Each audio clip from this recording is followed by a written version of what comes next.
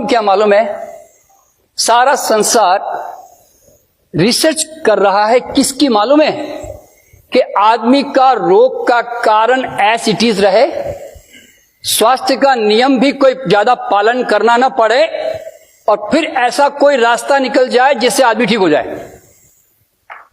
आप क्या सोचते हो, आदमी सफल होगा उसमें?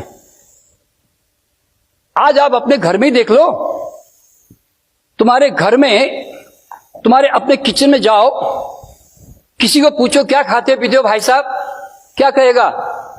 कुछ नहीं जी, सुबह एक चाय पीता हूं और साथ में 2 टोस्ट ले लेता हूं, नहीं तो 1-2 बिस्किट खा लेता हूं। बड़ा हेल्दी फूड है, चाय हेल्दी फूड है। नहीं वो तो पॉइजन तो है, लेकिन आदत है ना भाई साहब, क्या करें। ब्रेड खा रहे हो, खोखला खाना शरीर को दे रहे हो और सोचते हो इससे हेल्थ तो मिल ही जाएगा ना भाई साहब। बिस्किट तला हुआ आहार है, मैदा, चीनी, डालडा, घी, और ऊपर से तल गया, ऊपर से पक गया, और तुम उसको कहते हो हल्का खाना है। जी बिस्किट तो हल्का होता है ना भाई साहब। तुम ऐसा तो घटिया तो माल देते हो शरीर को, फिर कहते हो पराठा खाता हूं। और तुम्हारे घर के खाने कैसे? आटा छना हुआ, दाल पीली, चावल सफेद, चीनी, नमक, मसाले, ऊपर से तला हुआ तेल, घी, और ऊपर से अगर शराब मिल गई तो और सोने में सुहागा। और दिन भर आप आपके घर में ये खाना पेट में जाता है। आप इन खोखले खानों से आप कैसे आशा करते हो कि मेरा शरीर बढ़िया चले जी? How you can expect like this? शरीर क्या बोलता मालूम है? भाई साहब जैसा माल वैसी बिल्डिंग बना दी मैंने आपकी। ऐसे तो करेगा ना। तो मैं उन रूट कॉजेस पे चर्चा करने जा रहा हूं आज मैं, क्योंकि खाली बातें करने का कोई मकसद नहीं है, आप लोग भी सब ज्ञानी हैं, सब जानते हैं। मैं रूट कॉज को अगर तुमने निकाल दिया ना, तो मैंने आपको क्या कहा, शरीर को बीमार पड़ना बहुत मुश्किल है। वही बता रहा हूं। इसीलिए तो पहला कारण है हंगरलेस ईटिंग, भूख के बगैर खाना खाना। भूख शरीर की एक सिंपल सी फिजियोलॉजिकल लैंग्वेज है जो कहता है लाओ मैं खाना पचाने को तैयार हूं, और नहीं भूख का मतलब डालना मत, मैं तैयार नहीं हूं, मैं कहीं एंगेज्ड हूं। लेकिन हम लोग खाना कैसे खाते हैं? Timely, psychologically. हम लोग क्या कहते हैं, सुबह 9 बज गई, ऑफिस जाना इसलिए खा लो, 2 बज गए इसलिए खा लो, अभी डॉक्टर सचिन ने छोड़ दिया इसलिए खा लो,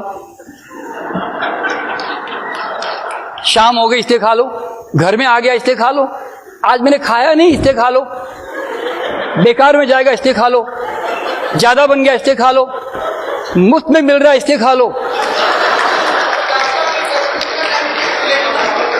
तो आपका जो खाना है वो वास्तव में शारीरिक मांग से ना होकर साइकोलॉजिकल टाइमली मांग से होता है।